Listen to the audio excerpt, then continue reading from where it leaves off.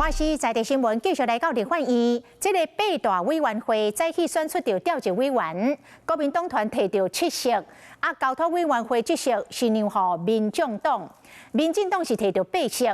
不过，这个民进党推派的过程是起风波，郭建明是介意着沈碧荣来做国防外交委员会调集委员，不过陈冠廷嘛表达着意愿，经过协调了后，也是由沈碧荣来担任。调委的选举会议才刚开始，就直接宣布结果，也毋过有人伫1分钟后才到位。结束了哈。毕竟答案信赖有数，陈冠廷签到煞，会议也都结束。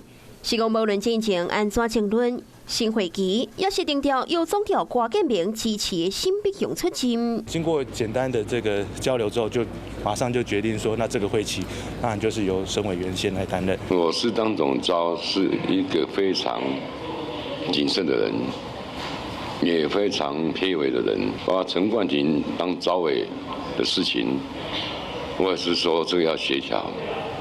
但是党有党的游戏规则。我想总召绝对不是一个卑微的一个位置哈。那总召他必须要调和平态哈，他必须要让每一位委员都能够有他们发声的机会。现主席当时大罢免的节点，可惜立委都爱回红山区。本地要出任司法委员会调委的部分区立委王晓玲，所以因为党团希望降低冲突，临时红换掉。由吴宗宪委员来担任司法委员会的召委。那我们要借重翁小玲委员呐，他很多实务上的经验，国民党非常的团结。我想这些都是国会运作的这些枝枝节节啊，其实都不是很重要。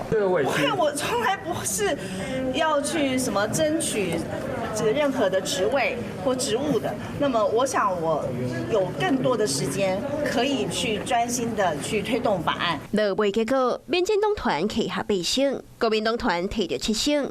其中1席交通委员会调委，让予民众党林国成。国民党跟台湾民众党，我们基本上过去有合作的经验，对于议题的认知比较共同。调委关系到白案权，大家拢小在要抢，调也排兵布阵，备战新会期。